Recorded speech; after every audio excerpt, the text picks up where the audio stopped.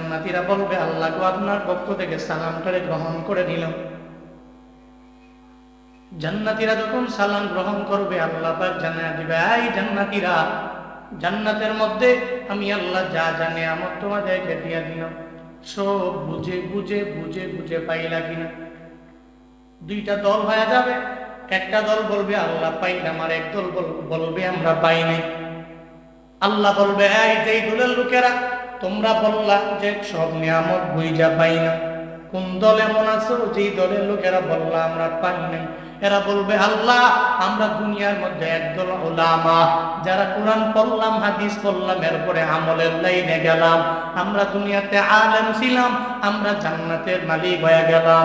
আল্লাহ গো, দুনিয়ার মধ্যে আপনারে পাওয়ার জন্য পুরা জিন্দেগিতে এত পরিমাণে কষ্ট আমরা করলাম, ও আল্লাহ আপনার কুদরতি চেহারা দেখার জন্য পাগল হয়ে গেলাম, আমরা দাড়ি লাগাইলাম, জুব্বা লাগাইলাম, এরপরে এলাকার মধ্যে কত মানুষ আমাদের নিয়ে এত পরিমাণে কটূক্তি করলো, আমরা এলাকার মধ্যে হকের কথা বলার পরে স্বৈরাচারের দ্বারা আমরা মুসলিম হয়ে গেলাম, আমরা এদের পরিপূর্ণ জুলুমের রুশানলের মধ্যে আমরা পড়ে গেলাম, আমরা হক কথা বলার পরে দুনিয়াতে শহীদ হয়ে গেলাম, আমরা হক কথা বলার পরে অধিকার চাইতে যাইয়া আমরা যখন রাস্তায় নেমে গেলাম, পুলিশের আঘাতে আমাদের জীবনটা পরিপূর্ণ চলে গেল রে আল্লাহ।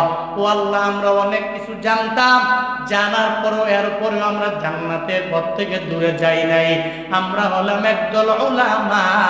আজকে জান্নাতের মধ্যে আসার পরে আল্লাহ নিয়ামত সব পাই নাই। কোনটা পাও নাই? আপনার দর্শন আমরা পাই নাই। আল্লাহ বলবে, অসুবিধা নাই, ও জান্নাতীরা, একটা মাহফিলের ব্যবস্থা তোমাদের জন্য আমি আল্লাহ করব। অমুক জায়গায় আসবা, জান্নাতের মধ্যে একটা মাজিদ নামক জায়গা আছে, ওইটা আমি আল্লাহ সাজায় রাখলাম, ওই মাজিদ নামক জায়গায় তোমাদের দাওয়াত দিলাম। দাওয়াত দেখে এই যে মাহফিল, জয়পুরের মাহফিলে দাওয়াত দিছে কে? জয়পুরের মাহফিলের যুব সমাজ মাইকিং কইরা কইরা দাওয়াত দিছে এলাকায় ঘুরা ঘুরা, এই মাহফিল আইসো, ঠিক না? 2-3 দিন আগে থেকে পাবলিসিটি করে না, সিএনজি দিয়া, অটো দিয়া, রিক্সা দিয়া, ভ্যান দিয়া, এরপর পিকআপ দিয়া, পুরা দেশের বিভিন্ন এলাকায় যে যে নিয়ম, ওই নিয়মে 2-3-4টা মাইক লাগায়। এখন তো আপডেট হয়ে গেছে, আগে তো জবান দিয়া, মুখ দিয়া বলতো, আগে তো মুখ দিয়া বলতো।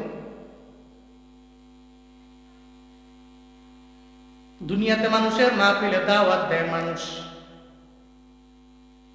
আল্লাহ সেদিন জান্নাতীদেরকে বলবে, এই জান্নাতীরা, আমি রবের পক্ষ থেকে দাওয়াত দিলাম, মাজিদ নামক জায়গায় মাহফিল হবে, তোমাদের প্রত্যেকের দাওয়াত। আল্লাহ সেদিন দাওয়াত দিবে, সব জান্নাতীরা খুশি হয়ে যাবে। আল্লাহ দাওয়াত দিলেন, জান্নাতের মধ্যে একটা মাহফিল হয়ে যাবে। সব জান্নাতীরা প্রিপারেশন নিয়ে নিবে, প্রস্তুতি নিয়ে নিবে, ওই রবের যে মাজিদ নামক জায়গা, ওই মাহফিলে যাওয়ার জন্য প্রিপারেশন নিয়ে নিবে। আল্লাহ পাক রব্বুল আলামিন ওই মাহফিলে মাজিদ নামক জায়গার মধ্যে দুনিয়ার স্বাভাবিক নিয়ম অনুসারে একটা মাহফিলের মধ্যে মঞ্চ সাজায়, এরপরে মঞ্চের পরে শ্রোতারা বসার জন্য একটা সুন্দর করে সামিয়ানা সাজায়। আল্লাহ পাক ফেরেশতাদেরকে বলবে, এই ফেরেশতারা, ওই মাজিদ নামক জায়গার মধ্যে একটা মাহফিলের ব্যবস্থা করে দাও, একটা সুন্দর করে মঞ্চ বানাও, ওখানে সভাপতির চেয়ার লাগাও, এরপরে প্রধান অতিথির চেয়ার লাগাও, এরপরে বিশেষ অতিথির চেয়ার লাগাও, 3টা চেয়ার সুন্দর করে বড় বড় করে সামনে মঞ্চের সামনে দাও, এরপরে সব আম্বিয়ারা বসার জন্য, এদের জন্য একটা একটা করে চেয়ার দাও, আর আমার সব জান্নাতি বান্দারা বসার জন্য সামিয়ানার ব্যবস্থা করে দাও। আল্লাহ পাক রব্বুল আলামিন যখন মাজিদ নামক জায়গার মধ্যে একটা মাহফিলের ব্যবস্থা করে দিবে, সব জান্নাতীরা নির্ধারিত টাইমে চলে আসবে। আল্লাহর পক্ষ থেকে অর্ডার, আমার এই বান্দারা খালি মুখে বৈশা বৈশা আজকে মাহফিলের মধ্যে বয়ান শুনবে, এটা হতে পারে না। ও রহমতের ফেরেশতা, আমার বান্দাদের হাতের মধ্যে একটা সুন্দর করে দুধের পেয়ালা শরাবান তাহুরা হাতের মধ্যে দিয়া দাও। যেমন মাহফিলে আসলেন, বয়ান শুই না যাওয়ার পরে তাবারক দিয়ে দিবে, হ্যাঁ, আসলে মাহফিলে তাবারক দিয়া দিবে। এতে কথা হইলে এত কষ্ট কইরা পরিশ্রম কইরা এতগুলা লোক বয়ান শুনতে যাওয়ার পরে খালি মুখে গেলে হয় না, ঠিক কিনা? সব জায়গায় যদিও নাই, কিন্তু কিছু কিছু জায়গায় আছে বলে আসলে বয়ান শুনতে কষ্ট করে আসলো, এদের যাওয়ার সময় তাবারকের জন্য একটা পোটলা দিয়া দিলাম, এরপরে সে খাবে, বয়ানও শুনলো, তাবারক হইল। আল্লাহ পাক জান্নাতের মধ্যে আপ্যায়ন করবে, মেহমানদারি করবে। আমার বান্দারা খালি মুখে বসে থাকবে, এটা কি হবে? আমার বান্দাদেরকে শরাবন তহুরা প্রত্যেকের হাতে দাও, একটু একটু পান করবে, মাহফিলে কে কি বক্তব্য দেয় শুনবে। চিল্লা পড়া যাবে না? আল্লাহু আকবার। আল্লাহ সবাইকে ওই জান্নাতের মাজিদ নামক জায়গার মাহফিলের সুতা আমাদের প্রত্যেককে বানান। সকলেই পড়ি আমিন। আরো জোরে পড়েন আমিন। মঞ্চ সুন্দর করে সাজানো হলো, সামনে মানুষগুলো বসে রইল। এখন 3টা চেয়ার খালি, সব চেয়ারগুলো অটোমেটিক ভরে গেল, সবাই বসে রইল। দুনিয়াতে যত আম্বিয়া আল্লাহ পাঠাইলেন, সব আম্বিয়ারা চেয়ারের মধ্যে বসা, 3টা চেয়ার সামনে খালি পড়ে আছে। একটা সভাপতির চেয়ার, আর একটা প্রধান অতিথির চেয়ার, আর একটা বিশেষ অতিথির চেয়ার। উপস্থাপক জানায়া দিবে রে, সঙ্গে সঙ্গে জানায়া দিবে আজকের এই মাহফিলের বিশেষ অতিথি হবে হযরত দাউদ আলাইহিস সালাম। হযরত দাউদ নবী আসবে, বিশেষ অতিথি চেয়ারটা সুন্দর করে উনি বৈশা অলঙ্কিত করে নিবে। এরপরে উপস্থাপক সাহেব জানায়া দিবে আজকে প্রধান অতিথি চেয়ারটা সাইয়্যিদুল কাউনাইন সাইয়্যিদুল মাখলুকাত আকায়ে নামদার মাদিনা কাদাজেদার হযরত মুহাম্মদুর রাসূলুল্লাহ সাল্লাল্লাহু আলাইহি ওয়াসাল্লাম, ওনার জন্য আজকে প্রধান অতিথির চেয়ারটা দেখে দিলাম। উপস্থাপক সাহেব বলতে দেরি আমার মায়ার নবী আসবে, প্রধান অতিথির চেয়ারটাকে অলঙ্কিত করবে। ও আল্লাহর বান্দারা, ওই জান্নাতে যাইয়া নবীরে যারা দেখতে পারবে না, এই ময়দানে অনেকে আছে যারা নবীর জন্য এত পরিমাণে পাগল পাড়া, নবীর নাম শুনলে কি পরিমাণে শ্রদ্ধা ভক্তির সাথে যারা দরুদ পড়ে নেয়, নবীর জন্য বড় আশিক। এই সমস্ত আশিকেরা যারা নবীরে দেখতে যাও, আমার নবীরে পাইতে চাও, আমার নবীর কণ্ঠ মুবারকে একটু কোরআন তিলাওয়াত যারা শুনতে চাও, মনে রাখবা এই দুনিয়াতে কিছু পুঁজি বানায় যদি জান্নাতের মেহমান হতে পারো, মনে রাখবা দুনিয়াতেও যদিও নবীরে পাইলা না, ওই নবীর চেহারা মুবারক দেখতে পারলা না, আসরের ময়দানে জান্নাতে আমার মায়ার নবী তোমার সামনে থাকবে।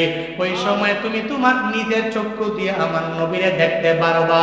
ওই মদিনাওয়ালা নবীরে কারা কারা জান্নাতের মধ্যে গিয়া দেখতে যাও, 2টা হাত তুইলা আমার মাওলারে দেখা। আল্লাহ আমাদের সবাইকে জান্নাতের ভিতরে নিজের চর্মচক্ষু দিয়া দেখার মতো তৌফিক তুমি আমাদের সবাইকে দান করো। সকলেই পড়ি আমিন। আরো জোরে পড়ো আমিন। দুনিয়াতেও মদিনায় যাইবার মন তো সবারই চায়। হ্যাঁ, এটা রিক্সাওয়ালা রিক্সা চালায়, কয় টাকা কামায়? একটা রিক্সাওয়ালারা জিজ্ঞেস করবেন, কেউ মদিনায় যাবানি?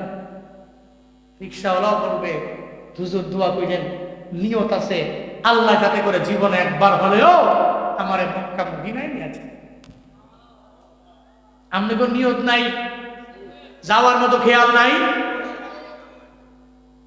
মক্কা মদিনায় জীবনে একবার হলেও যাইবার চান কারা কারা? 2টা হাত তুলে আল্লাহরে দেখায়। আল্লাহ জীবনে একবার হলেও বাইতুল্লাহর কালো গিলাফ দেখে দেখে তাওয়াফ করার মতো তৌফিক কেমন মদিনা ওয়ালা নবী রওজায়ে মুবারক রওজায়ে আতহার দেখা সশরীরে সালাম দেওয়ার মতো তৌফিক তুমি প্রত্যেকটা আশিককে দান করো। সকলেই মন থেকে পড়েন আমিন। আর একটু আওয়াজ করে পড়েন আমিন। মনে বড় আশা ছিল যাব মদিনায়। একটু পড়তে পারবেন, বলতে পারবেন? মনে বড় আশা ছিল, সবাই মনে বড় আশা ছিল,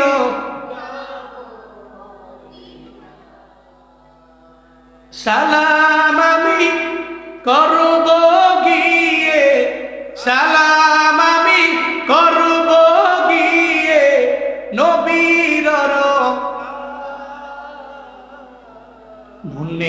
বড় আশা ছিল, মনে বড় আশা ছিল,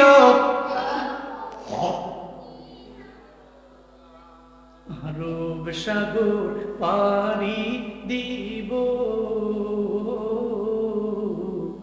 নাইকো আমার তোরি পাখি নয় তো উড়ে যাব, জানাতে করি।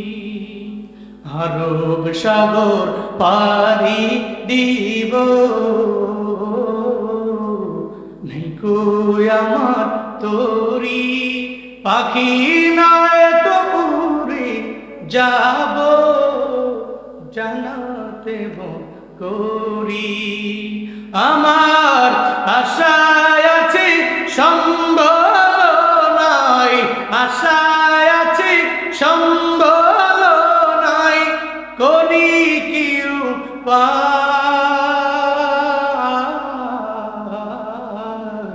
মনে বড়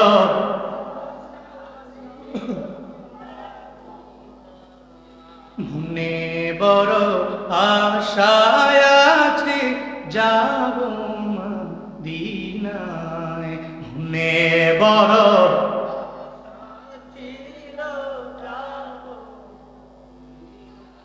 কৌশল কইরা লইয়া যাইও, কৌশল কইরা লইয়া যাইও সোনার মদিনা,